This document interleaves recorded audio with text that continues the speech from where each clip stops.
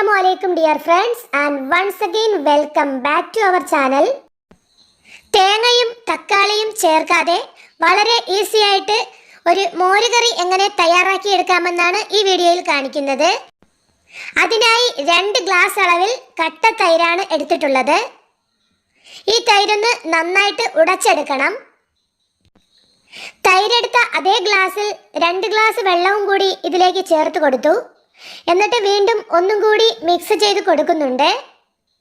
നന്നായിട്ട് തന്നെ മിക്സ് ചെയ്ത് മാറ്റി വെക്കാം. ഇനി നെക്സ്റ്റ് സ്റ്റെപ്പിലേക്ക് പോകാം.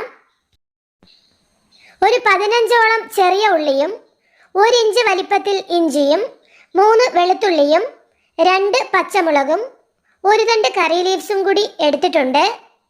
ഇനി ഇതിനെ നമുക്കൊന്ന് നന്നായിട്ട് കുഞ്ഞു കുഞ്ഞായിട്ട് അരിഞ്ഞെടുക്കാം. ഇനി ഒരു പാൻ ചൂടാക്കി അതിലേക്ക് 2 ടേബിൾ സ്പൂൺ അളവിൽ കോക്കനട്ട് ഓയിൽ ഒഴിച്ചു കൊടുക്കുകയാണ്. കോക്കനട്ട് ഓയിൽ ചൂടായി വരുമ്പോഴേക്കും നമുക്ക് 1/2 ടീസ്പൂൺ അളവിൽ കടുക് ചേർത്ത് പൊട്ടിക്കാം. കടുക് പൊട്ടിക്കഴിഞ്ഞാൽ 1/2 ടീസ്പൂൺ അളവിൽ ഉലുവയും കൂടി പൊട്ടിച്ചെടുക്കാം. കടുകും ഉലുവയും പൊട്ടിക്കഴിഞ്ഞാൽ നമുക്ക് 2 വറ്റൽമുളക് ചേർത്ത് കൊടുക്കാം. വറ്റൽമുളക് എൻ്റെ കയ്യിൽ ഇല്ലാത്തത് കൊണ്ടാണ് ഇവിടെ ചേർക്കാത്തത്. ഇനി അടുത്തതായിട്ട് ഇതിലേക്ക് ചെറിയുള്ളി, പച്ചമുളക്, ഇഞ്ചി, കറിവേപ്പില ചേർത്ത് വഴറ്റിയെടുക്കാം. നന്നായിട്ട് തന്നെ ഒന്ന് വഴറ്റിയെടുക്കുന്നുണ്ട്. ഇതൊരു ഗോൾഡൻ ബ്രൗൺ കളർ ആകുന്നത് വരെ ഒന്ന് വഴറ്റി കൊടുക്കാം. ഇതിപ്പോൾ ഇവിടെ ഒരു ഗോൾഡൻ ബ്രൗൺ കളർ ആയി വന്നിട്ടുണ്ട്.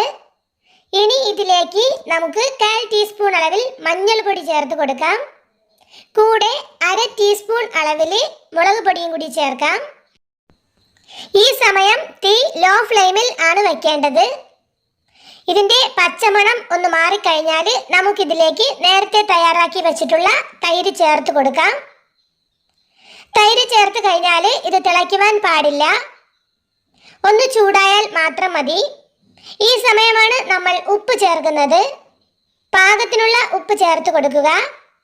ഉപ്പ് നോക്കിയതിന് ശേഷം കുറവാണെങ്കിൽ വീണ്ടും ആവശ്യത്തിന് ചേർത്ത് കൊടുക്കുക. നന്നായിട്ട് തന്നെ മിക്സ് ചെയ്ത് കൊടുക്കുക. തീ ഓഫ് ചെയ്യാവുന്നതാണ്. ഇനി ഇപ്പോൾ നമ്മുടെ മോരുകറി ഒരു ബൗളിലേക്ക് മാറ്റിയിട്ടുണ്ട്. അപ്പോൾ വീഡിയോ ഇഷ്ടപ്പെട്ടാൽ ലൈക്ക് ചെയ്യുക, ഷെയർ ചെയ്യുക, സബ്സ്ക്രൈബ് ചെയ്യുക. നിങ്ങളുടെ ഫീഡ്ബാക്ക്സ് കമൻറ്റ് ബോക്സിലൂടെ അറിയിക്കുക. Thanks for watching.